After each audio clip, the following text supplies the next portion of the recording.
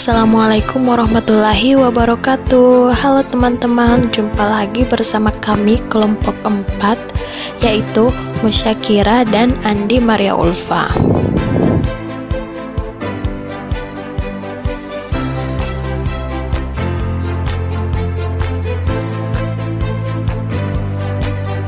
Baik, pada video kali ini kita akan mempelajari tentang yang terintegrasi pembelajaran tematik. Silahkan simak video berikut ini. Selamat menyaksikan.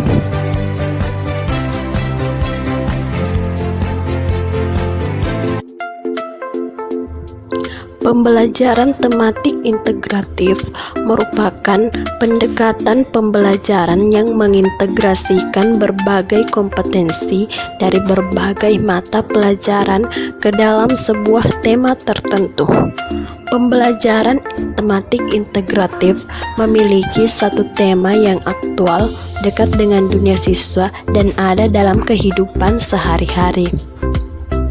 Tema ini menjadi satu pemersatu materi yang beragam dari beberapa mata pelajaran. Pembelajaran tematik integratif perlu memilih materi beberapa mata pelajaran yang mungkin saling terkait. Teknik penilaian yang dilaksanakan oleh guru dalam pembelajaran ini berupa tes lisan, tes tulis, penugasan, dan tes kinerja. Rapor dengan pembelajaran tematik integratif tidak menggunakan angka sebagai penilaian, namun dengan deskripsi kalimat dan menilai seluruh aspek. Selanjutnya, pengertian pembelajaran tematik. Pembelajaran tematik atau pembelajaran terpadu adalah suatu konsep pembelajaran yang melibatkan beberapa mata pelajaran untuk memberikan pengalaman yang bermakna pada anak. Dalam model ini, guru harus mampu membangun bagian keterpaduan melalui satu tema. Pembelajaran tematik sangat menuntut kreativitas guru dalam memilih dan mengembangkan tema pembelajaran. Tema yang dipilih hendaknya diangkat dari lingkungan kehidupan peserta didik agar pembelajaran menjadi hidup dan tidak kaku.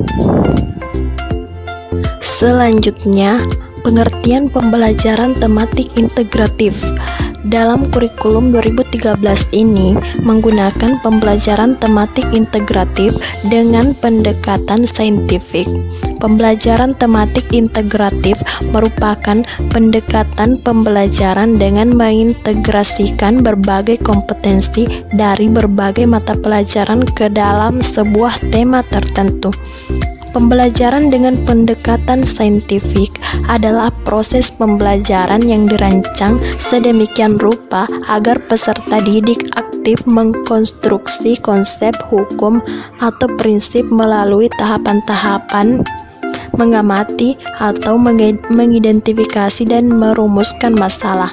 Merumuskan masalah, mengajukan atau merumuskan hipotesis, mengumpulkan data dengan berbagai teknik, menganalisa data, menarik kesimpulan, dan mengomunikasikan konsep hukum atau prinsip yang ditemukan.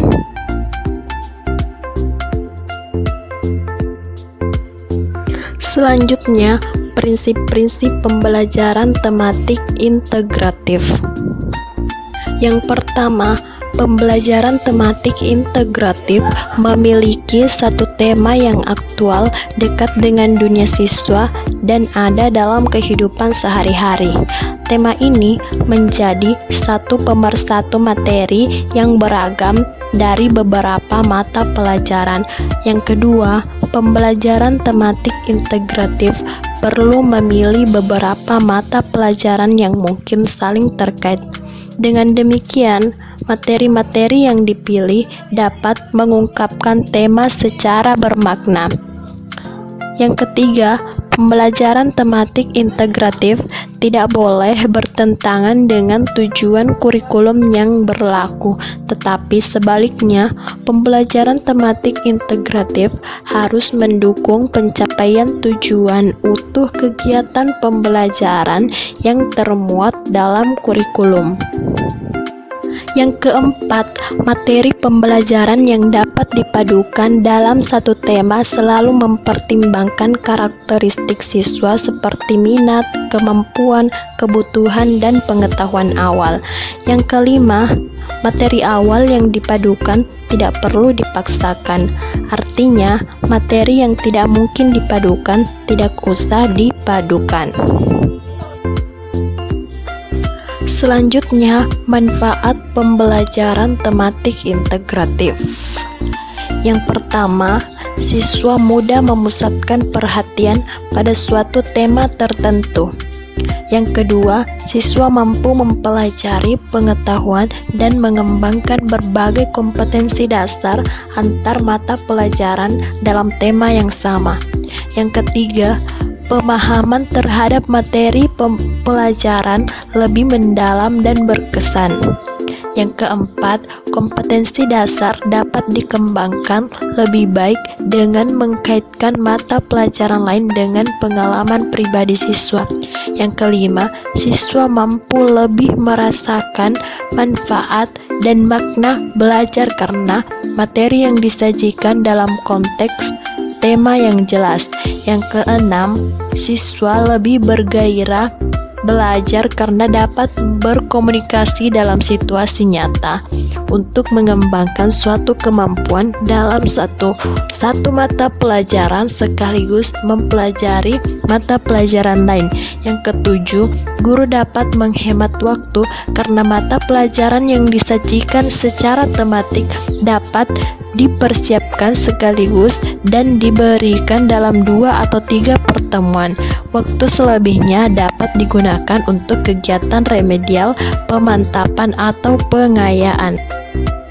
Selanjutnya, model pembelajaran tematik integratif. Yang pertama, model tergambarkan.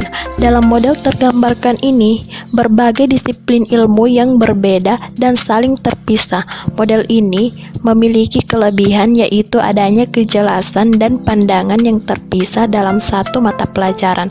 Selain memiliki kelebihan, model ini juga memiliki kelemahan, yaitu keterhubungan menjadi tidak jelas dan lebih sedikit transfer pembelajaran. Yang kedua, model terhubung. Ciri-ciri model terhubung ini adalah topik-topik dalam satu disiplin ilmu berhubungan satu sama lain. Model ini memiliki kelebihan yakni konsep-konsep utama saling terhubung, mengarah pada pengulangan, rekonseptualisasi, dan asimilasi gagasan-gagasan dalam suatu disiplin. Selanjutnya, kelemahan dari model ini adalah disiplin-disiplin ilmu tidak berkaitan, konsep tetap berfokus pada satu disiplin ilmu. Yang ketiga, model tersarang. Pada model tersarang ini, keterampilan sosial, berpikir, dan konten dicapai di dalam suatu mata pelajaran. Kelebihan yang dimiliki oleh model ini adalah memberi perhatian pada berbagai mata pelajaran yang berbeda dalam waktu yang bersamaan, memperkaya dan memperluas pembelajaran. Di samping itu, model ini juga memiliki kelemahan, yakni pelajar dapat menjadi bingung dan kehilangan arah mengenai konsep-konsep utama dari satu kegiatan atau pelajaran. Yang keempat, model terurut. Model ini dideskripsikan bahwa persamaan-persamaan yang ada diajarkan secara bersama meskipun termasuk ke dalam mata pelajaran yang berbeda. Nah, selanjutnya pada poin kelima, model terbagi atau the shared model. Dalam model ini, perencanaan tim dan atau pengajaran yang melibatkan dua disiplin difokuskan pada konsep, keterampilan, dan sikap yang sama. Pada poin keenam, model terjaring atau the Weber model. Model ini berbentuk seperti jaring laba-laba. Pada poin ketujuh, model terpadu atau the integrated model. dalam berbagai prioritas yang saling tampung tindih dalam berbagai disiplin ilmu, dicari keterampilan, konsep dan sikap-sikap yang sama. Pada poin ke-8, model terbenam atau the immerse model. Dalam model terbenam ini, siswa memadukan apa yang dipelajari dengan cara memandang seluruh pengajaran melalui perspektif bidang yang disukai. Nah, itulah materi dari kelompok 4. Terima kasih, semoga bermanfaat. Sampai jumpa. Wassalamualaikum warahmatullahi wabarakatuh.